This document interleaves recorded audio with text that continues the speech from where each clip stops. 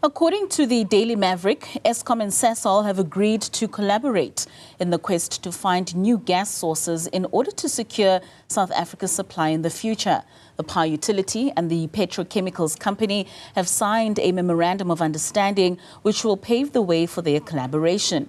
To discuss this, I'm now joined by Jaco Human, the Executive Officer of the Industrial Gas Users Association of South Africa. Jaco, a very good afternoon to you. Thank you so much for joining us. Now, talk to us about the current state of natural gas availability in South Africa and just the factors that are contributing to the concerns about the country possibly running out of natural gas resources.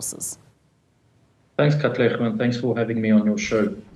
Indeed, I mean, the gas cliff has been coming for some time. Since about 2018, industry have asked questions towards Sasol and government, how are we going to bridge this particular issue? And the nexus of this is really around the depleting resource that we're currently reliant on in Mozambique. So it's a natural resource which is that's fast reaching the end of its life. And that resource has actually already started to decline. Sasol is certainly managing to balance out the flow at the moment, but it will not be able to do so beyond June 28. Now, in the absence of any particular gas position, policy, or domestic resource for gas that could certainly fulfill that gap, we will be reliant on important liquefied natural gas, or LNG as we call it. The problem with that is not the availability of LNG, but it's the ability to land that LNG on our shores. It requires significant investment, big infrastructure developments, and currently we're reliant on the fittest project that there is, and that is the one by Total Energy BGC in Matola. It is a very critical issue, and we have about 9 months in which we need to conclude these long-term offtake agreements. And these 9 months, of course, will then, once concluded, will provide the developers to start building these projects, physically building it. So, and that takes in itself about 3-4 years. And that brings us to that particular point, or gas cutoff, as we call it, or gas cliff. And it is very critical. There's a lot hinging on this. Industry is very much reliant on gas energy. And the prospect of having no gas, of course, is problematic. It is a race. I mean, we will get into the prospect and the implications of us running out of gas. But just to touch on this MOU that has been signed between Eskom and Sasol, talk to us in terms of how it aims to address these challenges.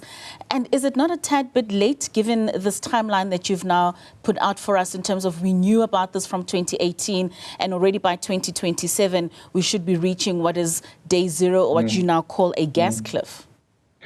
I don't think it's late for Eskom.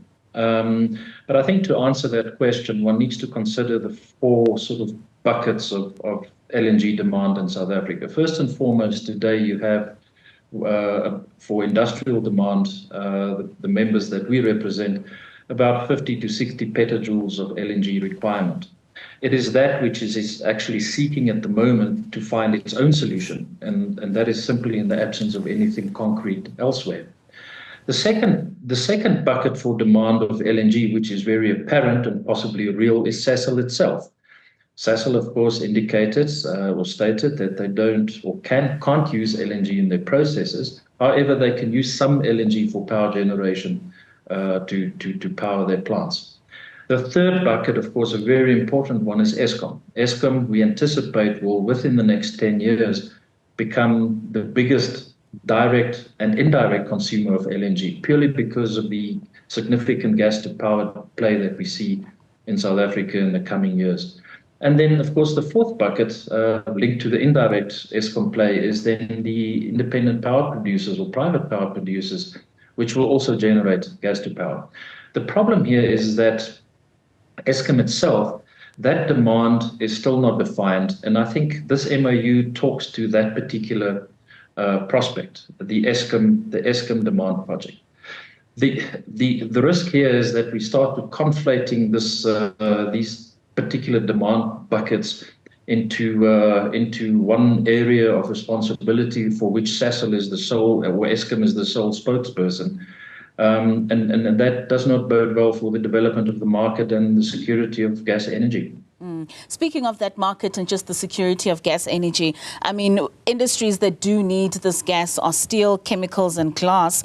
And we know that the decline or the consequence of not having this resource affects many jobs. About 70,000 jobs are contributed to this, and about 500 billion rands a year is contributed to the domestic industry. So just talk to us about those potential implications of South Africa running out of this gas. But most importantly, how can proactive measures, strategic partnerships such as this MOU and others that sit outside of Eskom just ensure the resource diversification and help mitigating the risks of us now having to run out of the supply of gas?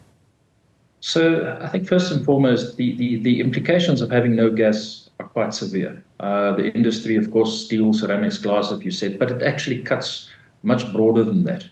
You know, from the bread we eat, the baked bread that we eat from the shelves every day, some of that is baked with natural gas.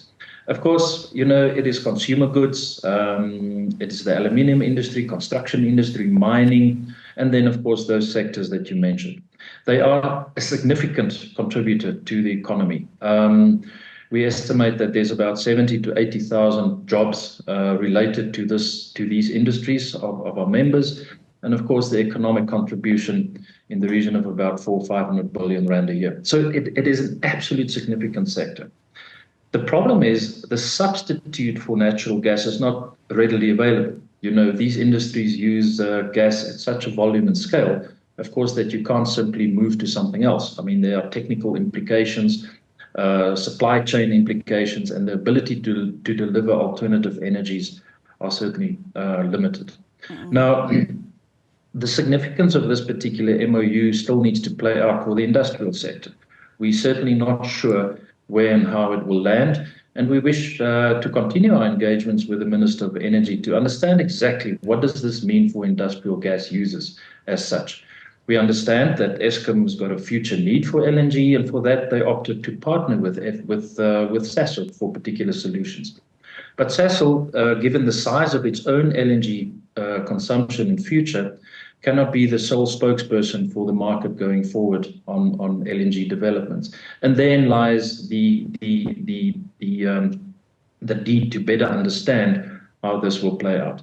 Industry at the moment is particularly considering the aggregation of gas of its industrial members in order to create that transactional vehicle and ability to be a counterparty for these significant infrastructure developments that are required to bring in imported gas. So it is on that basis that it is proceeding, and it is quite far into this particular process, I think much further than Sasol itself and Eskom. So it is very important that these three sectors actually sit around the table and discuss how do we get the most promising LNG deal for South Africa. It is about the molecule on the one hand, what that costs, in other words, the imported molecule. We understand the minister is focused on the development of a supply proposal on a country-to-country level with Qatar, which sounds promising in itself. But we need to really understand at a deep commercial level what that means. So I think there's still a lot of work ahead. Industry is advancing in the absence of anything else that is clear and discernible. And it can certainly benefit from also having an alternative on the table to consider. Jaco, just in closing, I am running out of time. I mean, you mentioned earlier on just this timeline in terms of us being aware as early as 2018 with regards to this decline of gas. 2027 is when we might reach day zero. The minister had cited that it's too late to build and run any natural resources because that takes up to 10 years. You mentioned the collaborations with Qatar. Could we look into exploring Mozambique in the meantime? I think if you look at domestic gas, LNG is a global commodity, whether you buy it from Qatar or from America or from Australia or anywhere else, or even Mozambique. You know, one needs to realize that these are pegged at global commodity prices. So we don't necessarily anticipate a significant commercial benefit in the country-to-country gas space. However, domestic gas, or the ability to use and utilize domestic gas produced domestically, is always more beneficial than imported LNG. So we are actually compelled to import LNG because of the energy or gas energy policy poverty that we're just coming out from for the last 15 years, where we should have actually developed domestic resources. We have the gas in the ground. We certainly do. But we don't have that available. So for the next 10, 15 years, rightly as the minister said, we would be certainly reliant on the import of much more expensive LNG. Sure. That's quite concerning, given that we do have the natural resources within our shores. It's just a matter of infrastructure that doesn't exist. Yaku, thank you so much for your time and for joining us this afternoon. That's Yaku Human from the Industrial Gas Users Association of Southern Africa.